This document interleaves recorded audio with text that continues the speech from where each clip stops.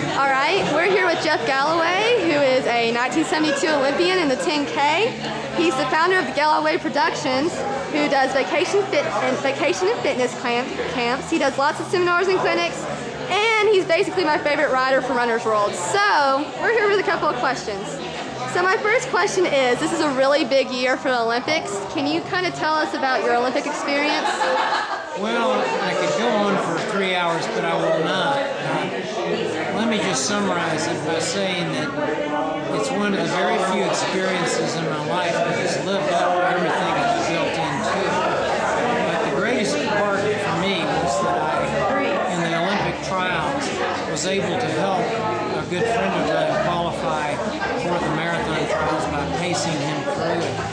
And that to this day has been the most rewarding part of my competitive career. Okay, speaking about the marathon, what did you think about the men's qualifying marathon trials? Well, you know, my own belief is that it's better to have the qualifications closer to the actual events. There's so many things that happen, both in training, injuries, and just the cycles of life that people go through. The farther away from the event it is, the less likely you're going to have a real competitive group. In our Olympics in '72, we actually went through the schedule of events, and we actually had the marathon trials with the track trials, and it was about 2 months before. It was just enough time for the marathoners to qualify. We had the highest finish of any country in the history of the Olympics, first, fourth, and ninth out of that, and I think that really says it. So you think the women's Olympic qualifying trials are too far or too close? Well, I think they're certainly not too far away, and I think they're more in the range where you could expect someone to maintain that level of conditioning. So we're kind of having a problem in track and field, trying to draw people into the sport and kind of watch the sport. Do you have any ways of fixing this? Need to make the meets interesting and to build some fun things that go on with the race. I'm reading a book right now about Jesse Owens, and it's a wonderful book. It explains that era of the 40s and 50s when track was big. I mean, it was one of the major sports in this country. And you get 5,000 people at a dual meet, college dual meet, and 30 to 40,000 at a big relay meet, a big regional. What we're dealing with now is we're competing against all of these professional sports that have entertainment, and we certainly aren't going to be able to hire bands and things like this. But there are some fun things that could be done that aren't being done now, along with competition and bringing in, inviting in the sports writers to publicize this and making it really interesting. One of the most powerful things about track and field is the 4x400 relay. It's amazingly exciting, and nothing's ever been done about that, but could be. You could have rivalries between colleges and schools that bring their alums out, and it could really be fun. All right, you are the designer of the Walk, Run, Low Mileage Marathon Training Program. How did you develop this? What led you to decide to do this kind of development of this program? 1973, I opened my store in Tallahassee, Florida, my Fidelity store.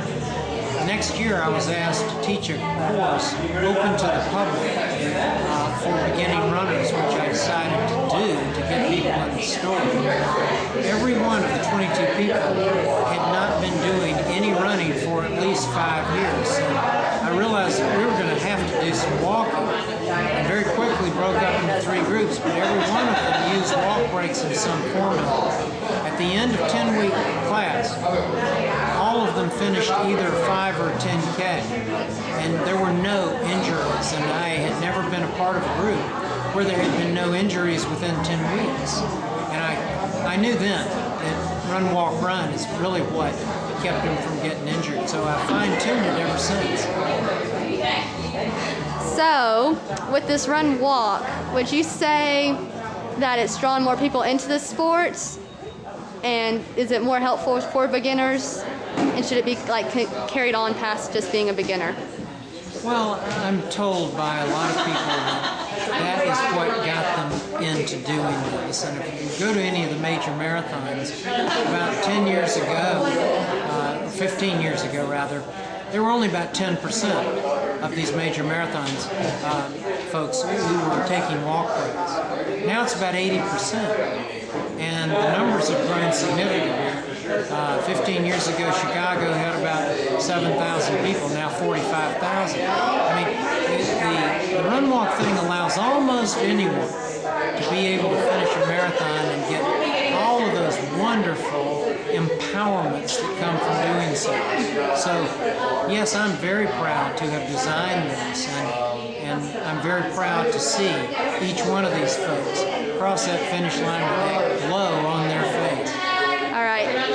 So this will probably be the end.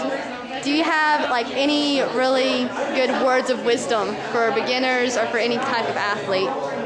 Enjoy every run, even for competitive athletes. The thing that I learned that helped me most as a competitor is even on the really hard days to figure out some aspect of that workout that I could really enjoy. And there are a lot of things that you can do. Now, on the really hard ones, it may be a small portion, but that's a joy that will bring you back to the next hard workout. The other major rule at any level is start out slower than you finish. I mean, whatever you save in long distance events and workouts, whatever you save by going out a little slower in the beginning, you'll have available at the end if you so choose to use it. All right, thank you so much. You're welcome.